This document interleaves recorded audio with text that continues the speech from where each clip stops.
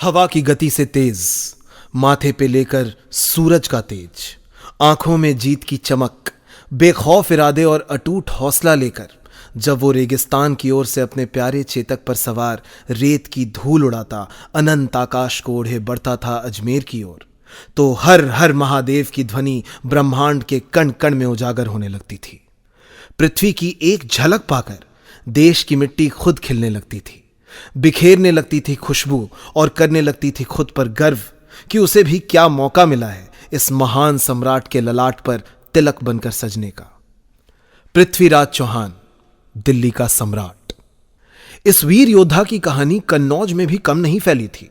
महाराजा जयचंद के महल की दीवारों ने भी रटनी शुरू कर दी थी इस वीरता की गाथा।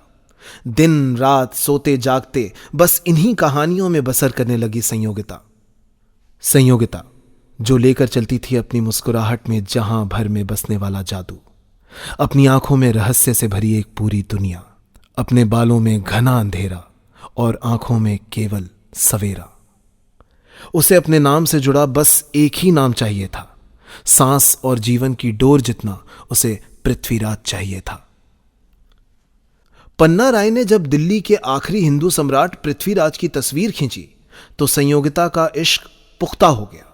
फिर वापस दिल्ली जाकर पृथ्वीराज चौहान से बातें की और संयोगिता के चरित्र की खूबसूरती को बड़े सलीके से अपने कैनवस पर उतारा। पृथ्वीराज ने यह तस्वीर देखकर खुद में बस इश्क को पाया और शामिल हो गए उन नामों में जिनके जीने का मकसद मोहब्बत होता है। कन्नौज के महाराज जयचंद को तो पृथ्वी के नाम से ही नफरत थी। जितनी मोहब्बत उनकी राजकुमारी कर बैठी थी, जयचंद के भीतर उतनी ही आग पनपती थी पृथ्वीराज चौहान को लेकर। बंदी बनाकर उस सम्राट को जयचंद अपनी फतेह चाहता था। मोहम्मद घोरी के साथ मिलकर पृथ्वीराज को मौत के घाट उतारना चाहता था। पृथ्वी के लिए बेटी की मोहब्बत ने उन्हें और भर दिया छल कपट से। जयचंद ने सजा दिया अपनी राजकुमारी का स्वयंवर अपने महल में। सिवाय पृथ्वीराज के बुलाया सभी राजकुमारों को, रख दी उनकी मूर्ति दरवाजे पर, हटाकर द्वारपाल को। सब खूब हंसे, खूब मजाक उड़ाया। जब स्वयंवर का समय आया तो संयोगिता ने आंखें बंद कर वरमाला उसी मूर्ति को पहनाया। जो आंखें खोली तो देखा खुद पृथ्वी खड़े थे सामने। मन की बात जैसे अंबर ने सुन ली, पंछी गीत गा रहे थे सारे। झूम उठा दोनों जहां जब रूबरू हुए दो किनारे।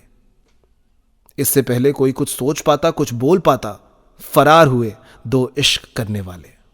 जयचंद की आंखें लाल हो गईं। अब बस रन पे भस्म कर देना चाहता था पृथ्वीराज को। किसी हद तक भी जाने को तैयार जयचंद ने लिया फैसला कि अब वो तेज करेंगे मोहम्मद घोरी की तलवार को। रक्तपात, शक्तिपात की असंख्य परिभाषाओं को अपनी तकदीर में जोड़ जंग में जीतने को अपनी आदत बनाने वाले सोमेश्वर और कर्पूरी के बेटे को हराना नामुमकिन था। 16 बार कोशिश की घोरी ने, पर नाकाम रहा। पर 17वीं बार जयचंद के साथ मिलकर छल का जाल बुना और धोखे से रणभूमि पर फिर पृथ्वीराज की हार का लहू बहा। लोहे की गर्म सराखों से उनकी आंखें निकाल ली गईं। जब आंखें ना हो तो राह कौन दिखाए? जब सब धुंधला हो तो बस दोस्त काम आए। चंद बरदाई, ब्रिज भाषा के पहले कवि, पृथ्वीराज चौहान की जिंदगी का काफी अहम हिस्सा। उन्होंने घोरी को बताया कि पृथ्वी सिर्फ आवाज सुनकर भी निशाना दाग सकते हैं। जो कोई नहीं कर सकता आपके दरबार में, पृथ्वीराज चौहान वो कर सकते हैं। घोरी ने की पूरी महफिल तैयार था फिर उड़ाने को मजाक। सोचा पहले भरी सभा में बेइज्जती करेंगे और फिर वहीं सबके सामने पृथ्वीराज को मार देंगे। वक्त था निशाने का। सबकी नजर पे सिर्फ एक ही इंसान, पृथ्वीराज चौहान। तभी बीच से आवाज आई। चंद बरदाई ने ऊंची आवाज में 2 लाइनें दोहराई। 4 बांस 24 गज अंगुल अष्ट प्रमाण, ता ऊपर सुल्तान है मत चूके चौहान। फिर क्या था? मिल गया अंदाजा। तन गया धनुष और हवा को चीरते सीधे घोरी की छाती में जा घुसा वो तीर, जिससे वहीं के वहीं भस्म हुआ आतंक का एक पूरा इतिहास। कहते हैं फिर चंद बरदाई और पृथ्वीराज ने एक दूसरे को खुद ही मार दिया।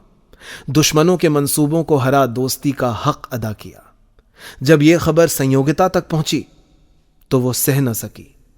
अपने पृथ्वी का प्यार संजोकर आग में चल पड़ी और हो गई सती।